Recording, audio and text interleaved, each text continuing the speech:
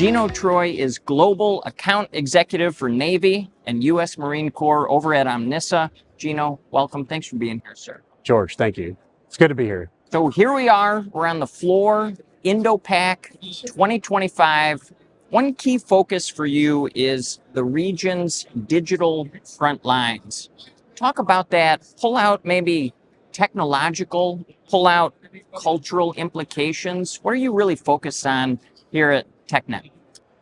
For us, I think the focus is really on some of the initiatives that we've been seeing coming down around zero trust architecture, and what what you're hearing at the keynotes now, coming down from the Pentagon across all the mil depths.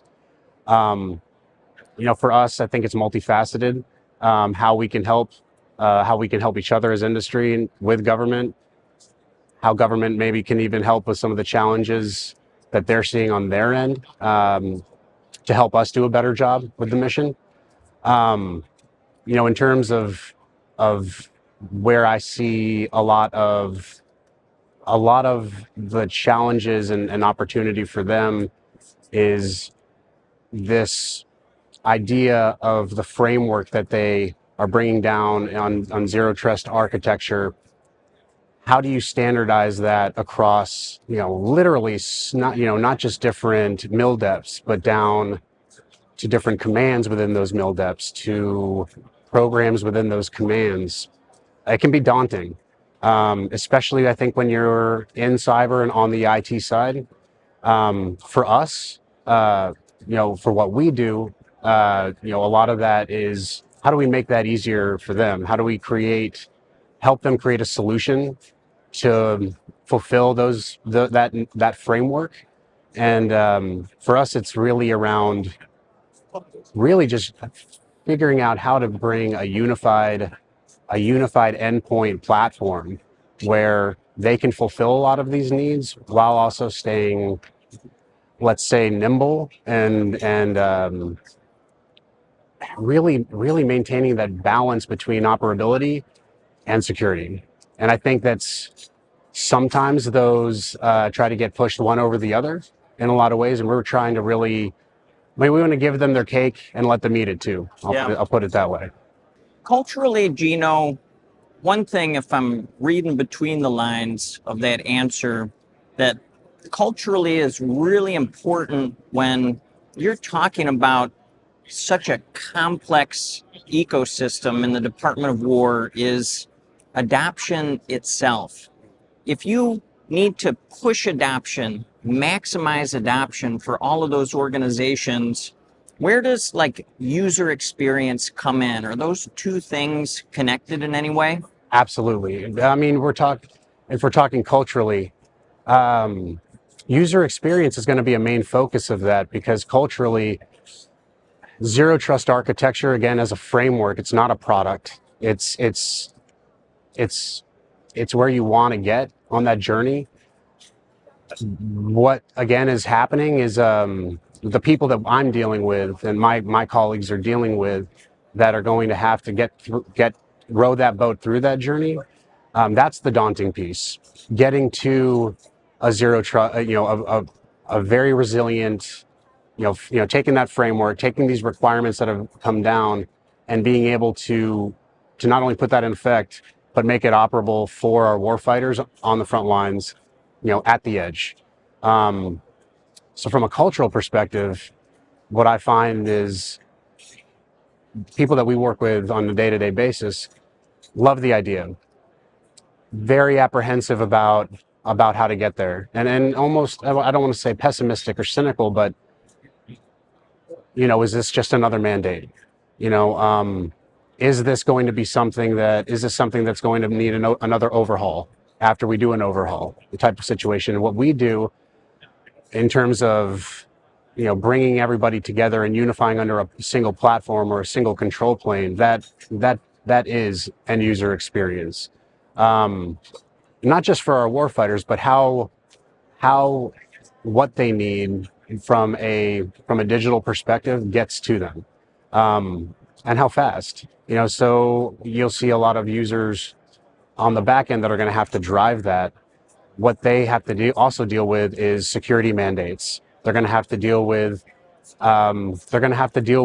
multiple sets of compliance controls, and that never stops. So it's almost like I would say almost like a digital or security bureaucracy in a way. And so how do we make that? How do we pull them?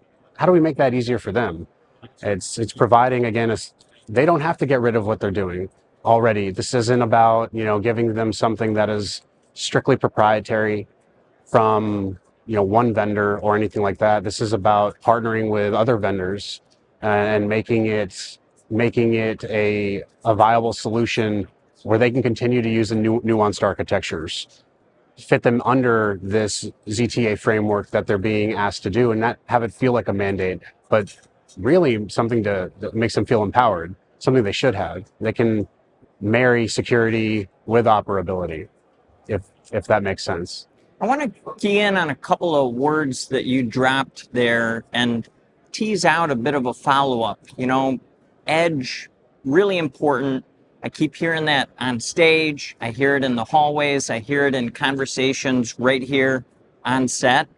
Also, the seamless aspect that you mentioned. Yes, absolutely. Those two paired with one another seems like a really big challenge in the Indo-Pacific region in particular. I mean, I'm going to sound like a broken record to our audience, but that is such a vast space.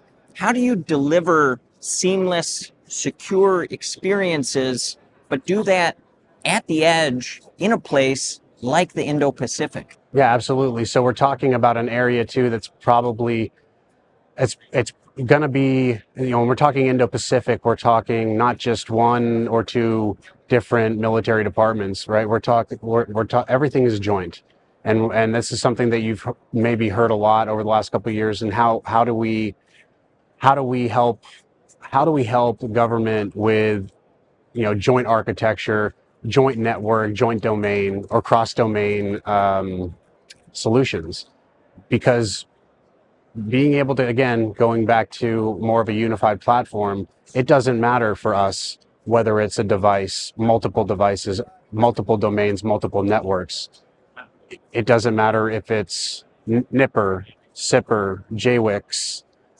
For us, at least with Omnissa, we do it across the whole board. So if I'm looking at it from the perspective of an end user, I have to go from garrison, on stateside and be deployed, whether I have to go via ship or somewhere else and go to the Middle East or somewhere even here in the Indo-Pacific like Guam or anything like that.